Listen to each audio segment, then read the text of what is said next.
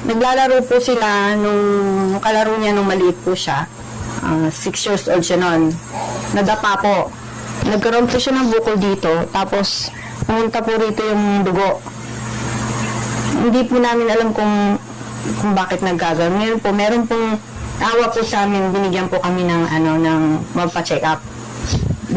Doon pa lang po namin nalaman na meron po siyang sakit na ITP.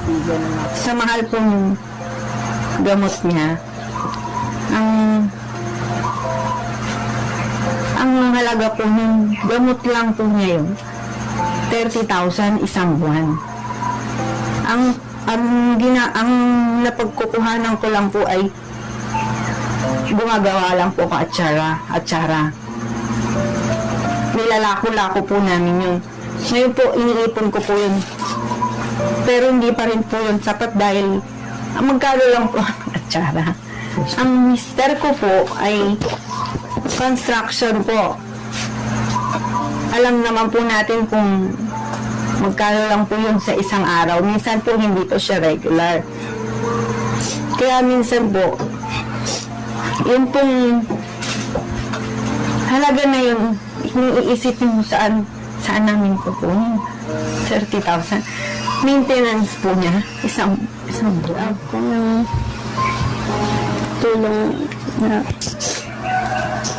sana po patulungan niyo po kami na makabili po ng gamot ko para po kasama ko ba po ng matagal yung pamilya ko po.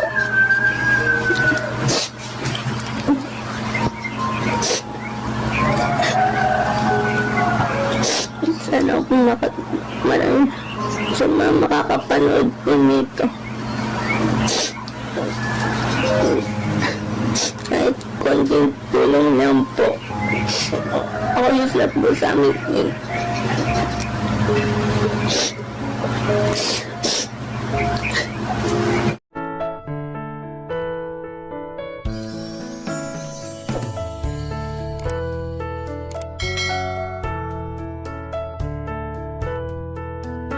Ang araw po sa inyong lahat mga kabuksi. Ngayon po muli po natin binalikan si Sheila. Sheila po, no? Opo. Na bali ate yung pong sakit po ni Sheila yung sa dugo niya po.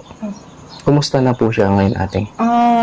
Yung last na check-up naman po namin, nasa 17 yung platelets niya. Ngayon niregla siya kaya hindi po na kami nakapunta dun. Pero kahit papano, hindi siya nag-bleeding ng malakas na malakas. Kaya, ang talagang kailangan niya, yung platelet niya tumaas. Yung gamot na talagang, yung Revolade na sinasabi namin. Yun talaga yung kanyang pang-maintenance para hindi na siya babalik sa pagiging zero pagka nire-regla siya. Kasi, kada nire-regla siya, delikado yung pag-regla niya. Dire-diretso yung flow.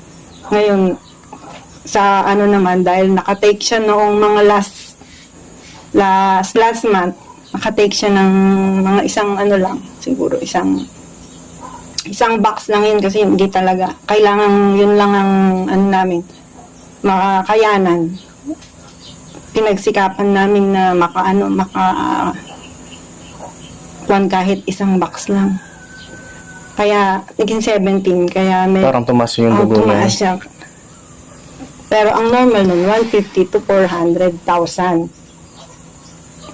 Kaya yung gamot na yun ang pinagsisikapan talaga namin na, kaya nagsisikap ako gumawa ng atsara, ganyan. Para itinda po. Maitinda ko. Makadagdag man lang. Masuportahan yung gamot niya. At saka, syempre yung mister ko, construction, hindi rin namin masyadong yung pagbili ng gamot. Kasi on and off yung trabaho. Trabaho niya po. Ngayon po yung mister niyo ate, wala po siya ngayon. Wala siya dito kasi nagtatrabaho siya. Kaya, yung papadala niya, iniipon ko. Kahit sa isang buwan man lang makabili ako. Kumusta si Sheila ngayon? Sheila, kumusta ka? Ata, kumusta yung kalusugan mo ngayon? Ano yung Ayos lang naman din. Bali yung balat niya ate, ito yung mga parang pasa niya, no? Ito yung, nung minsan kasi na, dahil nga sa niregla siya, medyo nahihilo-hilo. Matumba na naman siya na hindi namin na kuwan nung tumayo siya. Pati ito po sa braso niya, hindi na po nawawala, yung parang pasa. Hindi siya. Matagal na po yan ate. Matagal na siya dahil to sa steroid. Yung parang nabibinat, yung kanyang balat. Na paano kasi siya yung sa steroid. Anong alam mo ngayon, Sheena, na yung kalagayan mo ngayon, yung pagkakasakit mo, anong alam mo sa mama mo ngayon? Anong gusto mo sabihin sa mama mo? Sana po magpakatatag lang po siya. Yung ginagawa ng mama mo, ng tatay mo, yung pagsasakripisyo nila, na kahit pa paano makabili ng gamot, madugtungan yung buhay mo. Ano yung gusto mong sabihin sa mama mo ngayon? Sa papa mo, baka napapanood ng papa mo. Kung po silang masyadong magpakapagod. Minsan yung maban lang po sila. Huwag po sila masyadong stress. Mahirap din no ate na yung pong nakikita nyo po yung anak nyo na nagkasakit. At hindi po madali yung pong pinagdadaanan po ni mama ni Sheena, lalo na po si Sheena na nakikita niya po yung pagsasakripisyo niya ng kanyang magulang para matustusan po yung pambili po ng gamot. At ngayon natin nakabili po kayo ng gamot na nasabi niyo po, ilang box lang po yung nabili niyo po.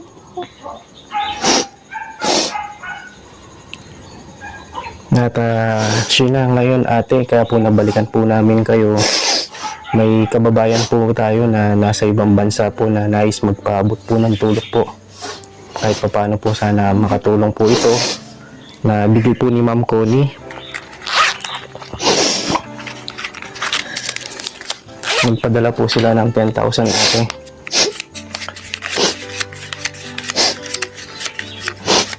Sheena, nasan yung kamay mo, Sheena? Ito bigay ni Ma'am Connie, no? Sige, Sheena. 1, 2, 3, 4, 5, 6, 7, 8, 9, 10. Yan po ate, bigay po ni Ma'am Connie po. Salamat po. Ma'am Connie, may pandagdag po siya sa pambili niya ng gamot. Basta tati, ano lang po, tatagan nyo lang po yung sarili nyo at kumapit lang po sa Panginoon Diyos, no, Sheena? Mag-pray lang lagi, no? Alam ko ate, hindi po madali yung nagdadaanan nyo po ngayon. Pero ano lang po ate, kay Sheena lang po kayo kumuha po ng kalakasan. Maraming salamat po dito sa tulong.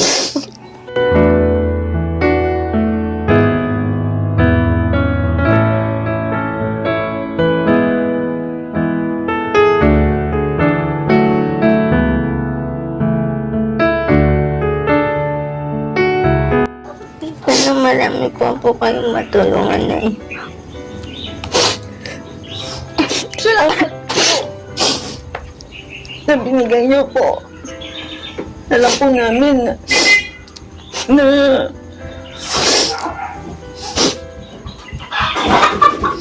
yung binibigay niyo po sa amin na gaganti po ang Diyos sa po sa inyo. God bless po. Sana po huwag po kayong magsasawang tumulong sa mga tulad namin. Ngayon po mga kabuksi, muli po natin nabalikan si Sheena, yung pong may sakit sa dugo. At ito pong bigay po ni Ma'am Connie na 10,000 karagdagang tulong po sa pambili po ng gamot po ni Sheena. At sana po mga kabuksi, marami pa po sanang blessing. Sana po marami pa po tayong mga kababayan po na may ginintuan na puso na matulungan po natin si Sheena sa kanyang pagpapagamot. Dahil po alam naman po natin yung kalagayan po nila ngayon, lalo na po yung tatay po ni Sheena na yung pong pagtatrabaho niya hindi naman po regular. At si ate po na sumasideline lang na magtinda po at maglako na pwede niya pong kitain para karagdagang pambili po ng gamot ng kanyang anak. At maraming salamat po kay Ma'am Connie sa pagbigay po ng tulong, pagmamahal at pag-asa po sa mga kababayan po nating mahirap, nangangailangan at may kapansanan at may sakit. At ito po kong tulong na ito, bigay po ni Ma'am Connie po. Salamat po, Ma'am Connie. Dahil nagdagdag po kami sa pambili niya ng gamot. No, Sheena, no? Magpakalakas ka, no? At mag-pray lang lagi, no? God bless po. Opo. Mas marami pa pong blessing pong darating sa inyo. Opo, sabi ko nga po, ate, ako po nagiging tulay lang ako na mag-video lang po. Pero ang Panginoon lang po siyang bahala na magbubukas po ng pinto sa mga tinutulungan po namin. At ngayon po niloob po ng Panginoon Diyos na ito pong pag-abot po ng tulong po sa inyo. Thank you po. Sheena, magpakalakas ka, no? Mag-pray lagi, no? Sige po mga kabuksi, at ito po, naibigay na po natin yung tulong po na bigay po ni Ma'am Connie na 10,000. Sige po ate. Thank you po. Sige Thank you po, sir. Opo, sige po. God bless po.